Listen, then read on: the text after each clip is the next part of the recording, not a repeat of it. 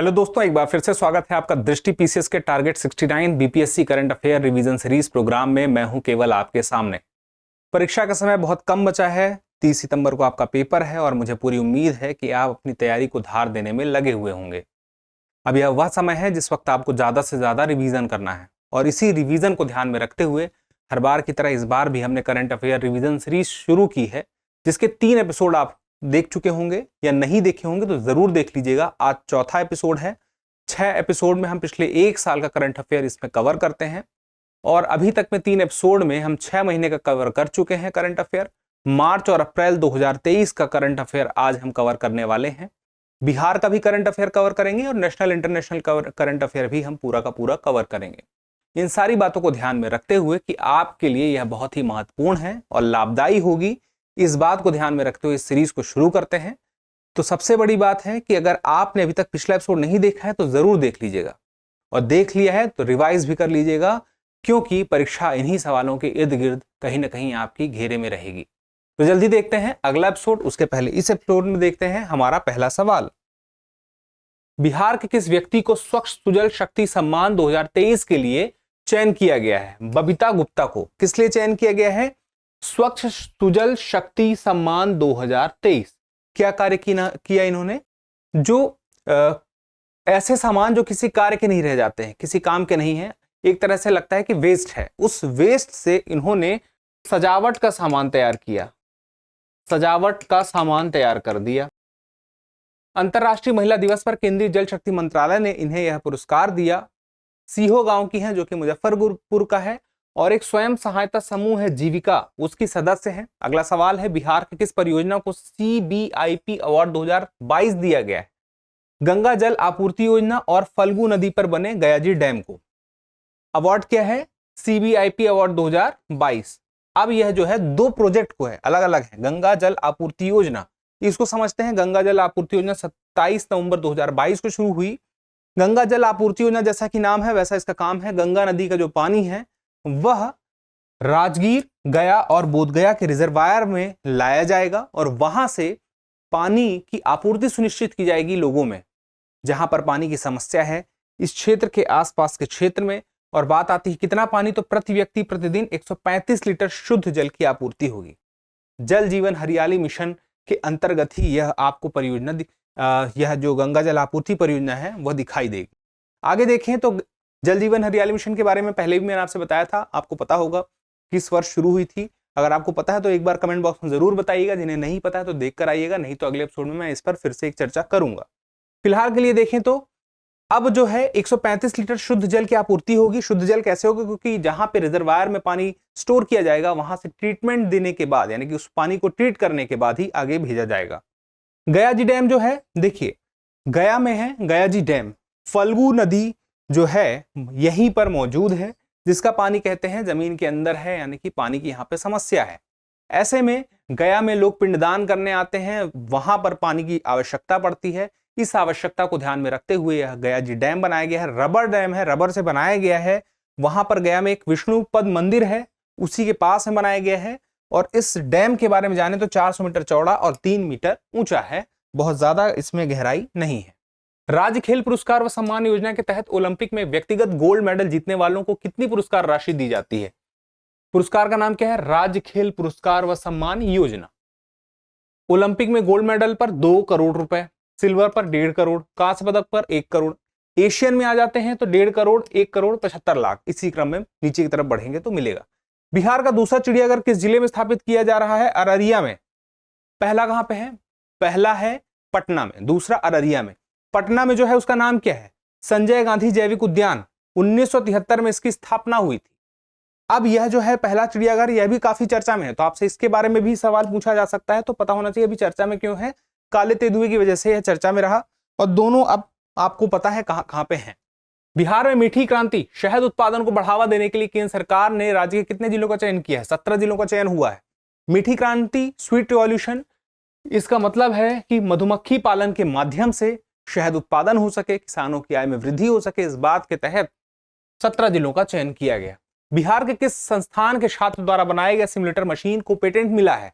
NIT Patna के छात्र हैं डॉक्टर हिलोल चक्रवर्ती द्वारा। अब यहां पे देखिए एनआईटी पटना के जो छात्र हैं इन्होंने जो मशीन बनाई है उस मशीन से होगा यह कि जो सड़क बनती है कहीं पे भी किसी भी स्थान पर, तो उस सड़क में मौजूद जो पदार्थ हैं उनमें नमी किस तरह की है, वहां पर जब हमें सड़क चाहिए, सड़क बनानी है उस रास्ते पर, तो सड़क बनाने के लिए किस प्रकार के पदार्थ को इस्तेमाल किया जाए, क्या क्या चीजें और कितनी मात्रा में मिलाई जाए, इस बात का पता चल सकेगा इस मशीन के माध्यम से, सिमुलेटर मशीन। आगे देखें, बेंगलुरु में आयोजित इंडिया ग्रांड प्रिक्स 2023 में भाला फेंक स्पर्धा में बिहार से किसने स्वर्ण पदक जीता? अंजनी कुमारी ने स्वर्ण पदक जीता है, जमुई की रहने वाली हैं। सीनियर महिला वर्ग में 47.03 मीटर दूर भाला फेंककर इन्होंने यह पदक प्राप्त किया है। केंद्रीय खाद्य प्रसंस्करण उद्योग मंत्री पशुपति कुमार पारस ने निफ्टेम के क्षेत्रीय कार्यालय का उद्घाटन बिहार के किस शहर में किया? तो हाजीपुर में किया है।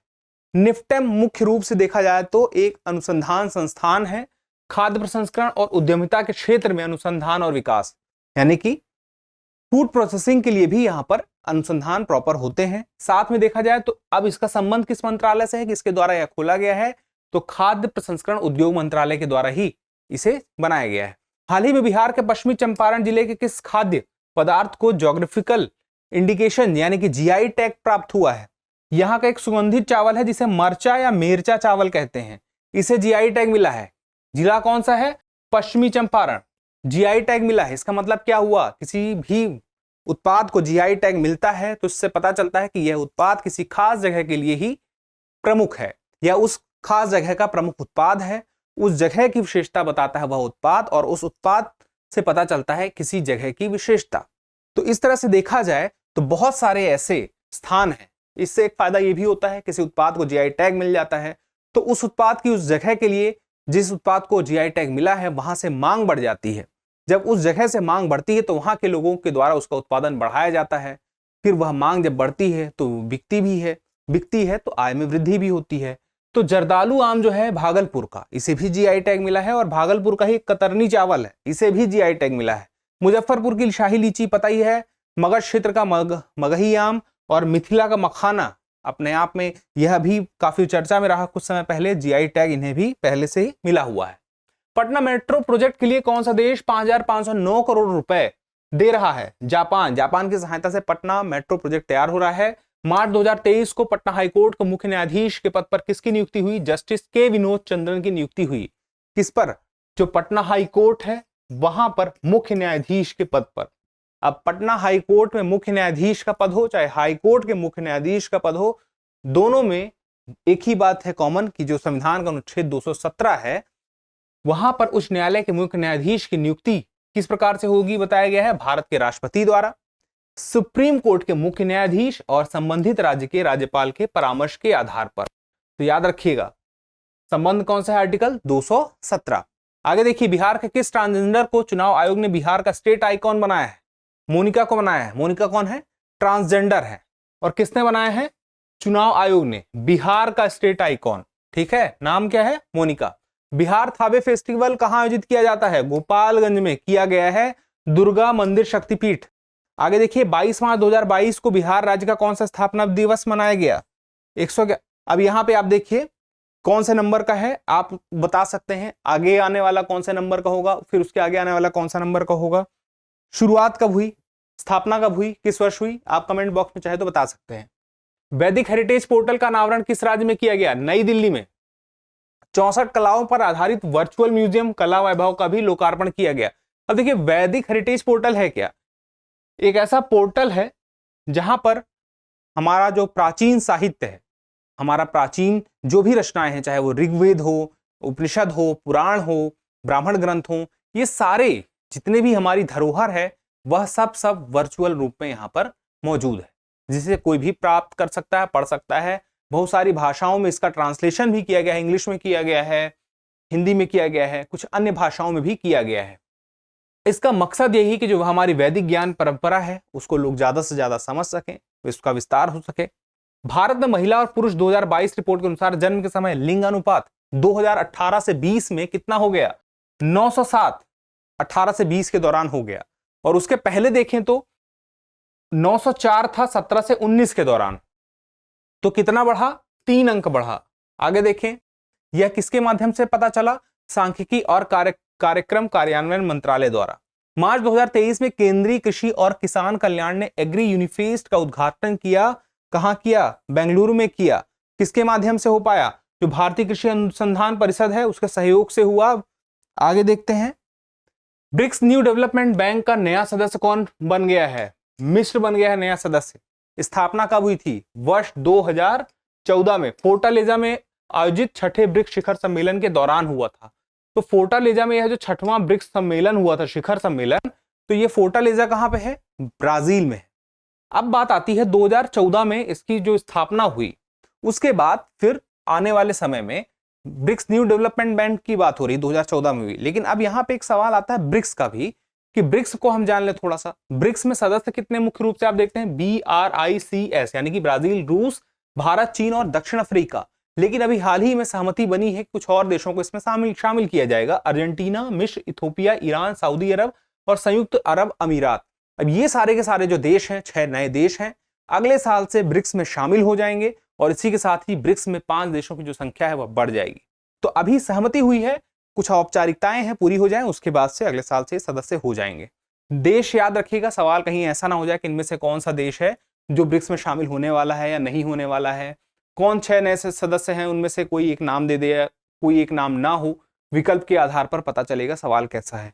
उसके बाद देखिए, शामिल देश वैश्विक आबादी के जो 41% है। आप देखें, जो अभी ब्रिक्स में 5 देश हैं वह विश्व की आबादी का 40 से ज्यादा कवर करते हैं, 40% से ज्यादा, 41%। ये 6 देश जुड़ जाएंगे तो और कितना हो जाएगा? वैश्विक सकल घरेलू उत्पाद का 24% लगभग कवर करते हैं। ये 6 देश जुड़ जाएंगे तो और बढ़ जाएगा। जीडीपी, पूरी दुनिया की जीडीपी का 24% सिर्फ 5 देशों के पास है जीडीपी, तो अपने आप में देखिए बड़ी बात है। वैश्विक व्यापार के 16% का प्रतिनिधित्व करते हैं और यह भी बढ़ जाएगा। आगे देखिए, वर्ल्ड हैप्पीनेस रिपोर्ट 2023 में भारत की रैंक कितनी है? 126वीं है। भारत का औसत जीवन मूल्यांकन स्कोर है 4.036। रैंक तो आपको जरूर पता होनी चाहिए।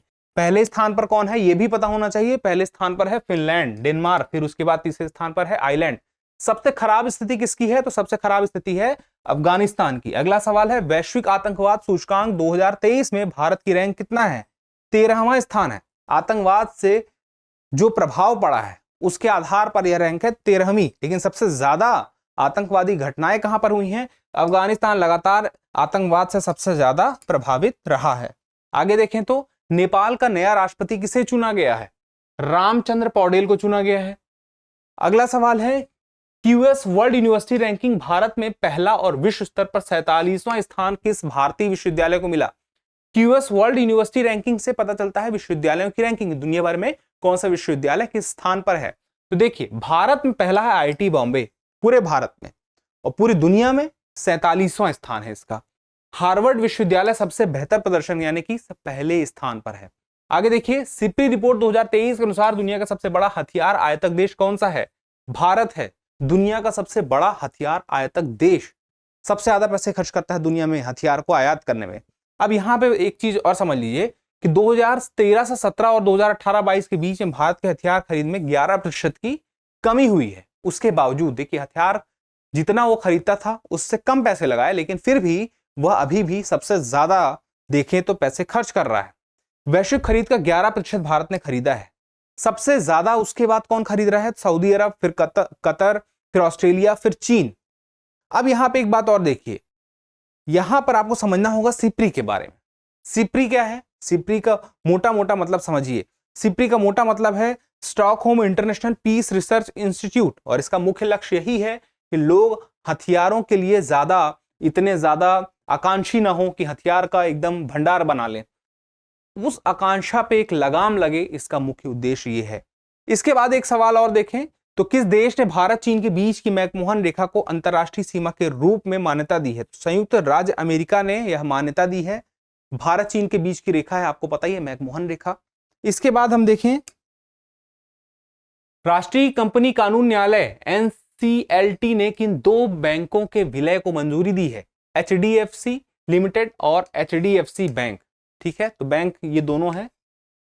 हर पेमेंट डिजिटल मिशन है, इसका शुभारंभ किन संस्था ने किया है? तो आरबीआई द्वारा किया गया है। अब इसको थोड़ा समझ लीजिए। अभियान का विषय क्या था? डिजिटल पेमेंट अपनाओ और औरों को भी सिखाओ। तो रिजर्व बैंक ने भारत की आजादी के 75 वर्ष पूरे होने पर तय किया कि हम 75 डिजिटल गांव बनाएंगे, जहां पर यह कोशिश रहेगी कि इस गांव का हर व्यक्ति, हर पर्सन जो भी बैंकिंग करता है वह डिजिटल पेमेंट कर सके और उसको इतना पता हो कि वह दूसरों को भी सिखा सके। भारत का पहला म्युनिसिपल बॉन्ड इंडेक्स किस संस्थान ने लॉन्च किया? नेशनल स्टॉक एक्सचेंज की सहायक कंपनी एनएससी इंडेक्स लिमिटेड ने म्युनिसिपल बॉन्ड यानी कि नगरपालिका बॉन्ड इंडेक्स, अब यहां पे देखिए इसका नाम Nifty India municipal bond index रखा गया है। अब नेशनल स्टॉक एक्सचेंज के बारे में जान लीजिए। भारत का सबसे बड़ा और विश्व का तीसरा सबसे बड़ा अग्रणी स्टॉक एक्सचेंज है। स्थापना की बात करें तो इसका कार्यालय जो है मुंबई में है और वर्ष कौन सा है? 1992 जब इसकी स्थापना हुई थी। भारत सरकार द्वारा लेखा महानियंत्रक सीजीए के रूप में किसे नियुक्त किया गया है? एसएस दुबे को नियुक्त किया गया है। 28वें महालेखा नियंत्रक सीजीए हैं। अगला सवाल है, मार्च 2023 को साझा बौद्ध विरासत पर एक अंतरराष्ट्रीय सम्मेलन आयोजित किया गया। कहां पर? नई दिल्ली में। साझा बौद्ध विरासत किस धर्म से संबंधित है? बौद्ध धर्म से। अंतरराष्ट्रीय सम्मेलन है। प्रेसिडेंट्स कलर से किस भारतीय नौसेना के प्रशिक्षण प्रतिष्ठान को सम्मानित किया गया? आईएनएस द्रोणाचार्य को प्रशिक्षण प्रतिष्ठान है। इसके महत्वपूर्ण कार्यों के लिए, इसके योगदान के लिए इसे प्रेसिडेंट कलर अवार्ड मिला। इसका मतलब यही होता है कि किसी इकाई को यह सम्मान दिया जाता है उसके योगदान के लिए।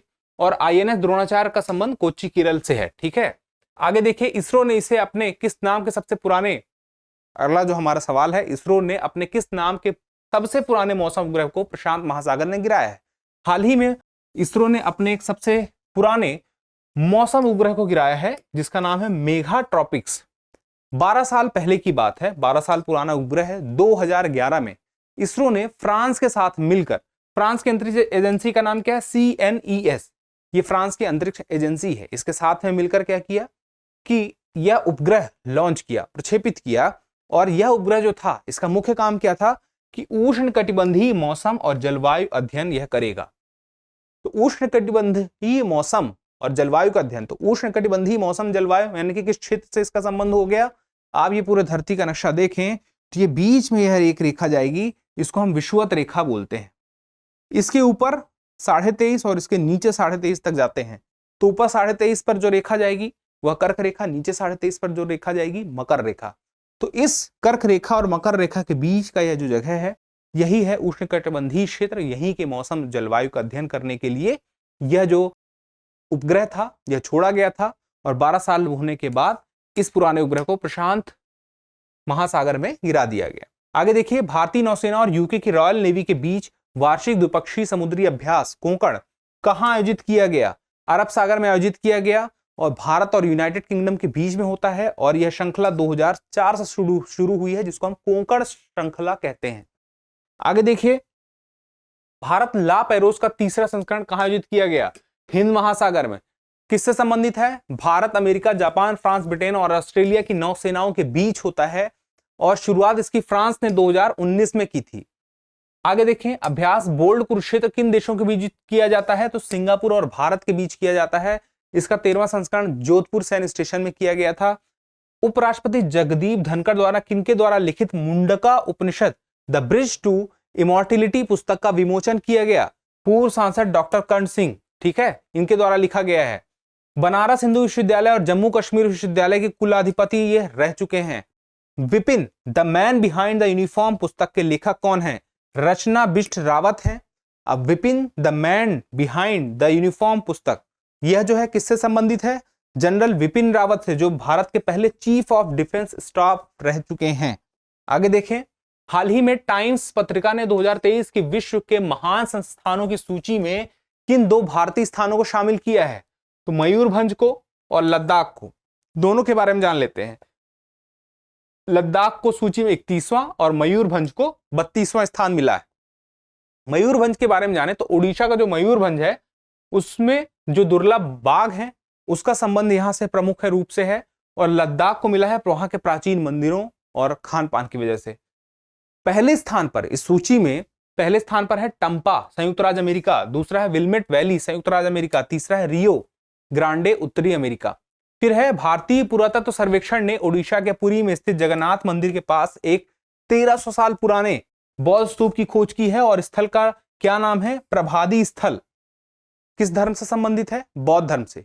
कितना पुराना है? 1300 साल पुराना। किस स्थान पर मिला है? किस स्थान के पास में? भारतीय पुरातत्व सर्वेक्षण को ओडिशा में जो पुरी है वहीं पर जगन्नाथ मंदिर के पास में ही प्राप्त हुआ है। मूर्ति के बारे में थोड़ा सा पता चला, स्तूप के बारे में जो पता चला तो 4.5 मीटर ऊंचा है और 7वीं से 8वीं शताब्दी के आसपास का बताया जा रहा है। राष्ट्रपति द्रौपदी मुर्मू ने कितनी हस्तियों को किया पद्म पुरस्कार से सम्मानित? तो 106 हस्तियों को पद्म पुरस्कार से सम्मानित किया गया है अभी हाल ही में, इस साल 2023 में जनवरी के महीने में। तो वर्ष 2006 में 106 पद्म पुरस्कार प्राप्त करता रहे, जिसमें से पद्म विभूषण मिला 6 को, 9 को मिला पद्म भूषण और 91 को मिला पद्मश्री। आपको पता है भारत रत्न के बाद दूसरा जो सबसे महत्वपूर्ण है वह है पद्म विभूषण, फिर तीसरा पद्म भूषण, फिर है पद्मश्री। मतलब पद्म अवार्ड में ये तीनों अवार्ड आते हैं। शुरुआत हुई थी जनवरी 1954 को। 1954 में तो शुरुआत हो गई, लेकिन 3 ऐसे साल रहे जिस साल नहीं दिए गए, 79, 93 और 97। किस किस क्षेत्र में दिए जाते हैं? मुख्य रूप से देखा जाए है तो और भी, लेकिन मुख्य रूप से कला, साहित्य, शिक्षा, खेलकूद, चिकित्सा, समाज सेवा, विज्ञान एवं इंजीनियरिंग, लोक कार्य, सिविल सेवा, व्यापार एवं उद्योग। अब यहाँ पे बात आती है, जो 6 नाम है पद्म विभूषण वाले वो आपको कम से कम पता होना चाहिए।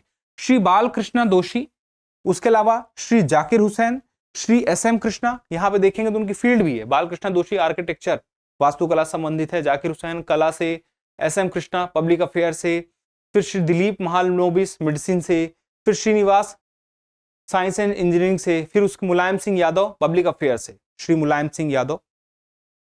और ये मरणोपरांत उन्हें मिला है, ये बात भी आपको पता होना चाहिए। बालकृष्णन जी को और दिलीप महालनोबिस जी को और मुलायम सिंह यादव जी को, इन तीनों को ही मिला है मरणोपरांत।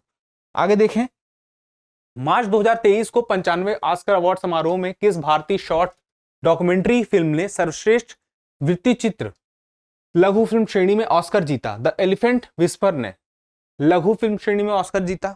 एलिफेंट विस्पर नाम ने सुना होगा आपने, काफी चर्चा में था।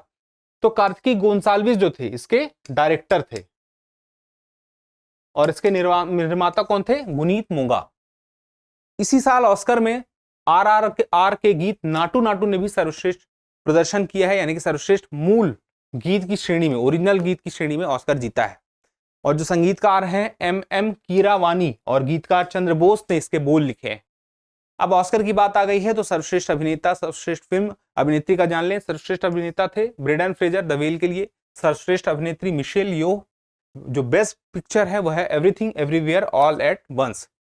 उसके बाद देखिए, के बिरला फाउंडेशन ने किस प्रसिद्ध हिंदी लेखक की रचना पागल खाना के लिए 32वां व्यास सम्मान 2022 देने की घोषणा की? डॉक्टर ज्ञान चतुर्वेदी को मिला 32वां व्यास सम्मान। हिंदी साहित्य में पिछले 10 वर्षों में जो उनका कुछ योगदान रहा किसी रचना के माध्यम से, उसके लिए व्यास सम्मान मिलता है। किसके माध्यम से मिलता है? देखिए, के बिरला फाउंडेशन के माध्यम से मिलता है। अब यह 32वां था, यह भी पता होना चाहिए। नाम क्या है? डॉक्टर ज्ञान चतुर्वेदी। थोड़ा सा और जान लीजिए, पहली पुस्तक नरक यात्रा भारत में चिकित्सा विज्ञान शिक्षा प्रणाली पर आधारित थी। 2021 में असगर वजाहत को उनके नाटक महाबली के लिए मिला था। शुरुआत कब से हुई थी व्यास सम्मान की? 1991 से, और कृष्ण कुमार बिरला के माध्यम से शुरू हुआ था। आगे देखें तो कुछ और पुरस्कार हैं। देखिए, एक बहुत जरूरी बात आपको जानना होगा, जो के बिरला फाउंडेशन है उसके द्वारा साहित्य के क्षेत्र में बहुत सारे पुरस्कार दिए जाते हैं। व्यास सम्मान के अलावा सरस्वती सम्मान भी दिया जाता है, व्यास तो दिया ही जाता है, बिहारी सम्मान दिया जाता है, शंकर सम्मान दिया जाता है, वाचस्पति सम्मान दिया जाता है, घनश्याम दास सम्मान दिया जाता है। ये सारे के सारे किसके माध्यम से दिए जाते हैं? के बिरला फाउंडेशन के माध्यम से। 2023 का प्रिट्जर आर्किटेक्चर पुरस्कार किसने जीता? ब्रिटिश वास्तुकार सर डेविड ने जीता। वास्तुकला से संबंधित है, डेविड चिपरफील्ड ने। अब आपको पता होना चाहिए कि प्रिट्जर आर्किटेक्चर पुरस्कार जो है इसे कहा जाता है आर्किटेक्चर की क्षेत्र का नोबल है। आगे देखें तो 2022 के लिए प्रतिष्ठित सरस्वती सम्मान किस प्रसिद्ध लेखक को दिया गया? तमिल लेखक शिव शंकरी को दिया गया। उनकी पुस्तक कौन है?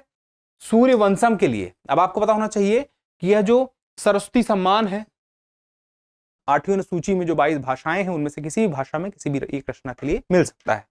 आगे देखें, कतर के दोहा में आयोजित एशियाई बिलियर्ड चैंपियनशिप का खिताब किस खिलाड़ी ने जीता? पंकज आडवाणी ने जीता। वंदे भारत एक्सप्रेस का संचालन करने वाली एशिया की पहली महिला लोको पायलट कौन है? सुरेखा यादव हैं। याद रखिएगा क्या है? वंदे भारत एक्सप्रेस का संचालन करने वाली एशिया की पहली लोको पायलट। आगे देखिए, वर्ष 2023 में क्रिकेट का ईरानी कप किसने जीता? शेष भारत ने मध्य प्रदेश को हराकर जीता। ईरानी कप किन दो टीमों के बीच में होता है? एक तो वह टीम जो कि रणजी ट्रॉफी की विजेता होती है फाइनल की, और दूसरी रणजी ट्रॉफी की जो विजेता टीम है उसके अलावा जितनी भी बाकी देश भर की टीमें होती हैं उससे खिलाड़ियों को चुनकर के टीम तैयार की जाती है, जिसे रेस्ट ऑफ इंडिया टीम कहा जाता है, शेष भारत कहा जाता है। इन दोनों को बीच में जो मैच होता है उसमें जो विजेता होता है उसे कहा जाता है ईरानी कप का विजेता। पहले इसका नाम ईरानी ट्रॉफी था, फिर ईरानी कप हो गया। तो चूंकि रणजी ट्रॉफी में पिछली बार मध्य प्रदेश ने जीता था, इस वजह से मध्य प्रदेश और शेष भारत का मैच हुआ, जिसमें कि शेष भारत ने मैच जीत लिया।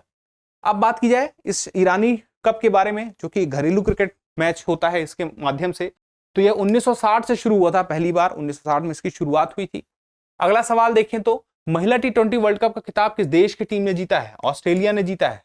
दक्षिण अफ्रीका में हुआ था और दक्षिण अफ्रीका को हरा करके टी20 कप जीता है, महिला टी20, याद रखिएगा। अगला सवाल जो है, यहां पर खेल की चूंकि बात आ गई तो एक बात और जान लीजिए, एशिया कप जो है हॉकी का वह भारत जीत चुका है। ओमान में हुआ था एशिया कप अभी हाल ही में, जिसमें भारत जीत चुका है हॉकी में, तो यह बात आपको पता होना चाहिए। फिर उसके बाद देखिए स्टैचू ऑफ नॉलेज संबंधित है बाबा साहब भीमराव अंबेडकर से। महाराष्ट्र के लातूर से इसका संबंध है, 70 फीट ऊंचाई है। आगे देखते हैं स्वास्थ्य का अधिकार बिल पास करने वाला भारत का पहला राज्य कौन सा है? तो राजस्थान है। आगे देखिए रामसर स्थलों की सुरक्षा करने में असफल रहने पर नेशनल ग्रीन ट्रिब्यूनल ने किस राज्य सरकार पर 10 करोड़ का जुर्माना लगाया है? केरल पर लगाया है 10 करोड़ का नेशनल ग्रीन ट्रिब्यूनल ने, एनजीटी ने। रामसर के बारे में चूंकि जिक्र हुआ है तो जान लीजिए भारत में 75 रामसर साइट हैं, और रामसर के बारे में यह जानना जरूरी है कि 1971 में आपके ईरान में रामसर नाम का एक क्षेत्र है, उस रामसर नाम के क्षेत्र में ही एक सम्मेलन हुआ जहां पर यह तय हुआ कि अंतरराष्ट्रीय महत्व की जितनी भी आर्द्र भूमियां हैं उनकी सूची बनेगी। तो इसी वजह से इन सूची को क्या कहा गया? रामसर सूची या रामसर साइट। तो इसी माध्यम से भारत में जो अंतरराष्ट्रीय महत्व की अभी जितने स्थान हैं, वेटलैंड्स हैं जिसको हम कहते हैं आर्द्र भूमि, वह है 75। इसी रामसर साइट के अंतर्गत एक और रामसर सूची के अंतर्गत एक अलग से एक सूची है जिसको हम कहते हैं मॉन्टेक्स रिकॉर्ड, और यह होता है ऐसे वेटलैंड्स होते हैं जो कि जहां पर पारिस्थितिकी जो है बदलाव आ रही है, पारिस्थितिकी तंत्र में बदलाव हो रहा है, और बदलाव हो रहा है मानव के किसी हस्तक्षेप के माध्यम से, यह हमें मॉन्टेक्स रिकॉर्ड में पता चलता है। और रामसर सूची के अंतर्गत ही यह अलग से उसी के अंतर्गत मॉन्टेक्स रिकॉर्ड होता है, सूची होती है। आगे देखिए तमिलनाडु में देखिए इनकी संख्या सबसे ज्यादा है, तो आपसे सवाल पूछा जाए सबसे ज्यादा रामसर साइट कहां पे? तमिलनाडु में है, और दूसरे नंबर पे उत्तर प्रदेश में है। भारत की पहली मिथेनॉल से चलने वाली बसों का अनावरण किया गया, कहां पे? बंगलुरु में। प्रधानमंत्री ने विश्व के सबसे लंबे रेलवे प्लेटफॉर्म का अनावरण किया। विश्व का सबसे लंबा प्लेटफॉर्म कितना लंबा है? 1.5 किलोमीटर है। कहां पर है? श्री सिद्धारमैया रेलवे स्टेशन, जो कि कर्नाटक के हुबली में है। आगे देखा जाए 2023 का प्रिज्जर आर्किटेक्चर पुरस्कार किसने जीता? ब्रिटिश वास्तुकार। ये इस बारे में हम लोगों ने जिक्र किया है, ठीक है। आगे बढ़ते हैं। नदी के अंदर चलने वाली भारत की प्रथम मेट्रो कौन बन गई है? कोलकाता मेट्रो, हुगली नदी में 77 सतह से 33 मीटर नीचे चलती है, याद रखिएगा। पहली मेट्रो है कोलकाता मेट्रो, जो कि नदी के अंदर से चल रही है। आगे देखिए हाल ही में जारी विश्व की सबसे आपराधिक देशों की रैंकिंग में प्रथम स्थान पर है वेनेजुएला है। भारत इसमें 77वें स्थान पर है। आगे देखें राज्य ऊर्जा दक्षता सूचकांक 2021-22 में कितने राज्य सबसे आगे की श्रेणी में है? 5 हैं। ऊर्जा दक्षता मतलब ऊर्जा के मामले में जो दक्ष राज्य हैं उसमें सबसे बेहतर स्थिति में अगर हम देखें 60 से ज्यादा स्कोर जिसका आंध्र प्रदेश, कर्नाटक, केरल, राजस्थान और तेलंगाना का। उसके बाद 4 राज्य दिखते हैं 50 से 60 के स्कोर में, असम, हरियाणा, महाराष्ट्र और पंजाब। ऊर्जा दक्षता ब्यूरो के बारे में भी अभी यहां पे जाना जरूरी है। इसकी स्थापना 1 मार्च 2002 को हुई थी। 20 अप्रैल 2023 को प्रधानमंत्री नरेंद्र मोदी ने पहले वैश्विक बौद्ध शिखर सम्मेलन का उद्घाटन किया। कहां पे किया? नई दिल्ली में। नाम क्या है? पहला वैश्विक बौद्ध शिखर सम्मेलन। तो पहला अंतरराष्ट्रीय बौद्ध शिखर सम्मेलन जो है, इसमें दुनिया भर के जो बौद्ध भिक्षु हैं वो आकर इकट्ठा हुए। आगे देखें इंडिया जस्टिस रिपोर्ट 2022 के अनुसार न्याय तक पहुंच प्रदान करने वाले राज्यों और केंद्र शासित प्रदेशों की सूची में सबसे ऊपर कौन सा राज्य है? तो कर्नाटक है। किस मामले में सबसे ऊपर है? कि न्याय तक पहुंच प्रदान करने वाले राज्यों में या तो केंद्र शासित प्रदेशों में सबसे ऊपर जो दिखता है वह है कर्नाटक। दूसरे नंबर पे है तमिलनाडु, तीसरे नंबर पे है तेलंगाना, चौथे नंबर पे गुजरात और 5वें नंबर पे है आंध्र प्रदेश। यह किन 4 स्तंभों के माध्यम से तय होता है? तो 4 स्तंभ हैं, पुलिस, न्यायपालिका, कारागार और कानूनी सहायता। इसी के माध्यम से न्याय तक पहुंच सुनिश्चित हो पाती है किसी की। जल निकायों की पहली गणना रिपोर्ट के अनुसार जल निकायों की संख्या के मामले में शीर्ष 5 राज्य कौन से हैं जहां कुल जल निकायों का लगभग 63% है? तो पश्चिम बंगाल, उत्तर प्रदेश, आंध्र प्रदेश, ओडिशा और असम। ये 5 राज्य ऐसे हैं जहां पे कुल जल निकाय का 63% मिल जाएगा। अब यहां पर भी जो सबसे ज्यादा जल निकाय हैं तो ग्रामीण क्षेत्र में है 91.1%। उसके बाद जो बचा हुआ है वह शहरी क्षेत्र में है। आगे देखिए, उत्तरी अटलांटिक संधि संगठन यानी कि नाटो का 31वां सदस्य कौन सा देश बन गया है? फिनलैंड बन गया है। नाटो की स्थापना कब हुई थी? 4 अप्रैल 1949 को। और जगह कौन सी थी? ब्रुसेल्स, बेल्जियम, जहां पर इसका मुख्यालय है। यह मुख्यालय हेडक्वार्टर है। ठीक है, अब यहां पे एक बात आती है कि नाटो है क्या एक्चुअल में, ये आपको पता होना चाहिए। तो मोटा मोटा जान लीजिए कि उस समय का जो रूस था, रूस से पश्चिमी यूरोप को बचाने के लिए इस संगठन के बनने की शुरुआत हुई थी। उसके बाद जो पश्चिमी यूरोप के जो देश हैं उसमें बहुत सारे देश जो जुड़ते ही गए धीरे धीरे, और अभी संख्या हो गई है कितनी? 31। तो 31वां कौन सा है? फिनलैंड है। तो यह जो है अपने आप में बहुत सारे जो मित्र राष्ट्र हैं उनका संगठन है जो अपने आप को रूस से बचाने के लिए बने थे एक सैन्य संगठन के रूप में। आगे देखिए, उत्तर प्रदेश में गंभीर रूप से लुप्तप्राय एशियाई गिद्ध के लिए एक अत्याधुनिक जटायु संरक्षण और प्रजनन केंद्र JCBC कहां स्थापित किया जा रहा है? यह महाराजगंज में स्थापित किया जा रहा है। आगे देखते हैं, ग्रामीण विकास मंत्री गिरिराज सिंह ने संगठन से समृद्धि योजना की शुरुआत की। इस योजना का मकसद क्या है? तो मकसद है ग्रामीण महिलाओं को स्वयं सहायता समूह से जोड़ना। ठीक है, सरकार का लक्ष्य है कि 10 करोड़ महिलाओं को स्वयं सहायता समूह से जोड़ा जाए और प्रत्येक महिला की 1 लाख रुपए प्रतिवर्ष करने का लक्ष्य है। हर महिला स्वयं सहायता समूह से जुड़ सके, और कितनी महिला? कम से कम 10 करोड़ महिलाएं, और उनकी आय भी फिक्स हो सके कि साल में वह हर वर्ष 1 लाख रुपए कम से कम आमदनी प्राप्त कर सके। मलेरिया उन्मूलन पर एशिया प्रशांत नेताओं का सम्मेलन कहां आयोजित किया गया? नई दिल्ली में। अब नाम से ही आपको पता चल रहा है इसका काम क्या होगा। मलेरिया उन्मूलन पर एशिया प्रशांत नेताओं का सम्मेलन था। ठीक है, 2023 तक मलेरिया उन्मूलन करना इनका अपना लक्ष्य है। 2015 से 2022 तक मलेरिया के मामलों में देखा जाए तो 85.1% और मौतों से 83.6% की गिरावट भी देखने को मिलती है। यहां इस सम्मेलन से पता चला। G7 की ऊर्जा और पर्यावरण मंत्रियों की बैठक कहां आयोजित की गई? जापान में की गई थी, जिससे यह तय हुआ था कि जो कार्बन डाइऑक्साइड का स्तर है 2035 तक आधा करने पर G7 देशों की सहमति बनी है। आगे देखें तो अभ्यास एक्स कवच कहां आयोजित किया गया? अंडमान और निकोबार द्वीप समूह में। थल सेना, नौसेना, वायुसेना और तटरक्षक बलों के माध्यम से यह पूरा एक्स कवच जो है अभ्यास होता है। अब यहां पे अगला सवाल है, सचिन 50 सेलिब्रेटिंग अ मैस्ट्रो पुस्तक के लेखक हैं बोरिया मजूमदार। किससे संबंधित है? सचिन तेंदुलकर से। उनके 50वें जन्मदिन के अवसर पर यह प्रकाशित हुई, सामने आई, और 24 अप्रैल 2023 का इसका दिन था। राष्ट्रीय डेयरी संस्थान करनाल ने गाय के देशी नस्ल का क्लोन तैयार किया। इसका क्या नाम रखा गया? गंगा नाम रखा गया। अब देखिए, सवाल में भी एक जवाब छुपा है। राष्ट्रीय डेयरी संस्थान कहां पर है? करनाल में है। और गाय के देशी नस्ल का क्लोन कहां पे तैयार हुआ? इसी जगह पर। और नाम क्या है उसका? गंगा। अगला सवाल है, सौर ऊर्जा संचालित पर्यटक जहाज को क्या नाम दिया गया? सूर्यमसु नाम दिया गया। सूर्यमसु, आप यह नाम याद रखिएगा। सूर्यमसु क्या है? एक जहाज है जो सौर ऊर्जा संचालित पर्यटक जहाज है। यह बात आपको पता होनी चाहिए। किस राज्य से संबंधित है? केरल से। आगे देखिए, शंघाई सहयोग संगठन देशों का मिलेट्स ऑफ फूड फेस्टिवल कहां आयोजित किया गया? मुंबई में। स्थापना कब हुई थी? वर्ष 2001 में। किसकी स्थापना की बात हो रही है यहाँ पे? शंघाई सहयोग संगठन की। और इसका सचिवालय कहां पे है? बीजिंग में है। सदस्य देशों की संख्या देखिए, हाल ही में इसमें भी एक सदस्य देश बढ़ा था।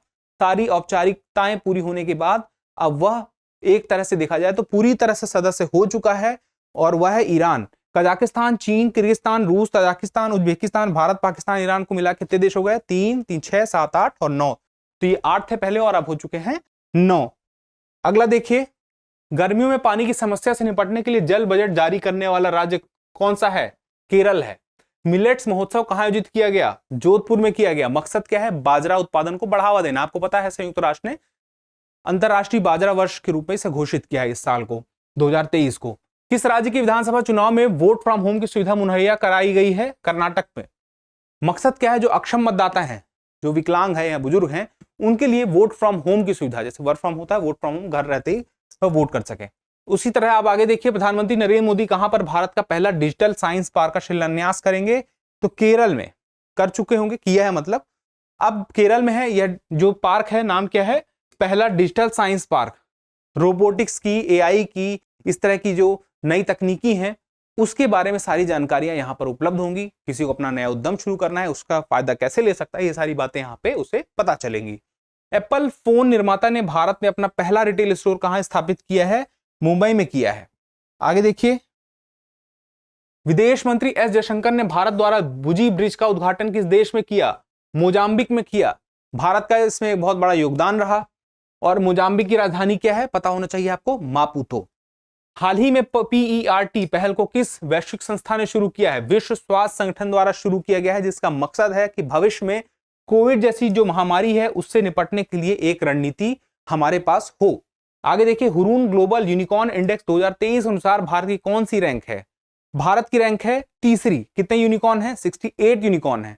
सबसे ज्यादा कहां पे यूनिकॉर्न है, प्रथम है अमेरिका में 666, दूसरा है चीन 316 यूनिकॉर्न। यूनिकॉर्न क्या होता है, अगर आप में से किसी को पता है तो कमेंट बॉक्स में जरूर बताइएगा। जिसे नहीं पता है परेशान मत होइएगा, अगले एपिसोड में इस पर हम चर्चा भी करेंगे, जो सवाल मैंने आपसे यहाँ पर कमेंट में लिखने के लिए पूछे हैं। फिलहाल के लिए हमारा जो एपिसोड है उसका लगभग यह आखिरी स्लाइड है।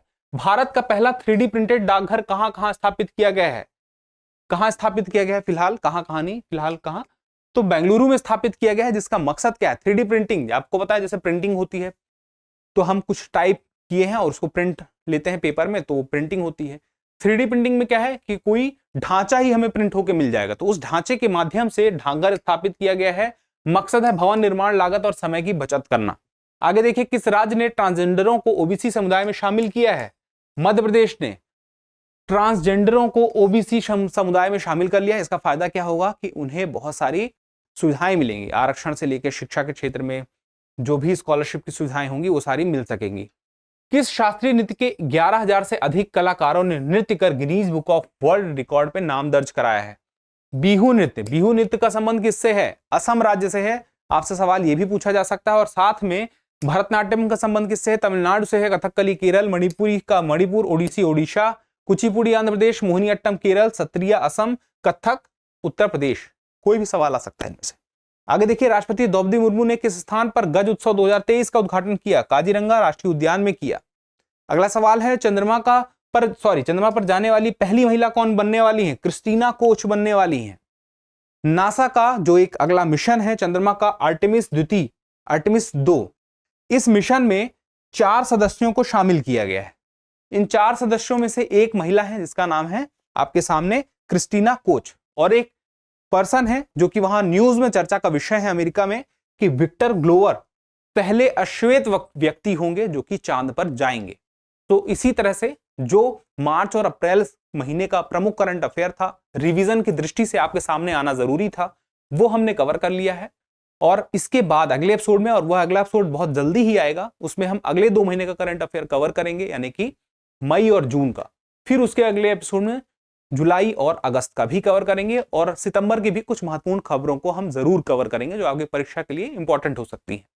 इस तरह से देखा जाए तो पूरा साल भर का करंट अफेयर आपके सामने होगा।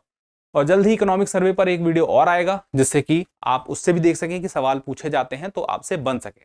उसके अलावा कुछ और वीडियो आएंगे, मैप स्पेशल भी आएगा, तो जुड़े रहिएगा, रिवीजन करते रहिएगा। ये वो समय है जहां पे आप ज्यादा से ज्यादा रिवाइज कर सकें अपने आप को।